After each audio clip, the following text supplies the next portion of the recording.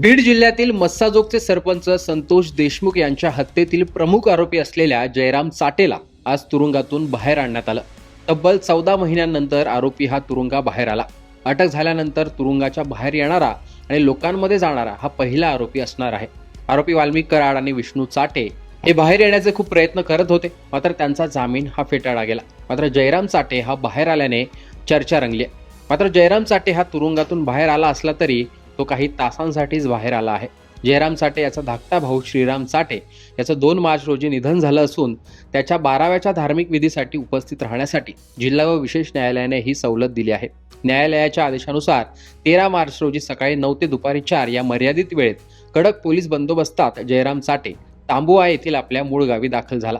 विशेष म्हणजे या प्रवासाचा आणि पोलीस बंदोबस्ताचा सर्व खर्च देखील आरोपी यालाच करावा लागणार आहे।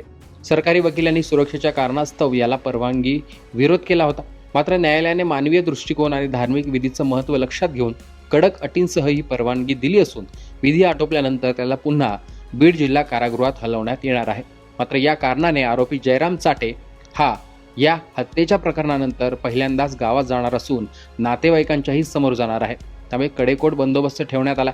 आता आरोपी बाहेर आल्याने आणखीन काही घडतं का, यावर काय काय प्रतिक्रिया येतात आणि इतरही आरोपी आगामी काळात असे काही कारणं देऊन बाहेर येण्याचा प्रयत्न करतात का, ते पाहणं महत्त्वाचं असणार आहे। मात्र एकूणच हे प्रकरण जितकं गंभीर मानलं जात आहे ते पाहता आरोपीचं बाहेर येणं, त्यासाठी पोलिसांचा कडेकोट बंदोबस्त ते फार महत्त्वाचं मानलं जात होतं। एकूणच आरोपीचं अशा पद्धतीने बाहेर येणं याविषयी तुमचं मत कमेंट बॉक्समध्ये सांगा। लोकसत्ताला फॉलो आणि सबस्क्राईब करा।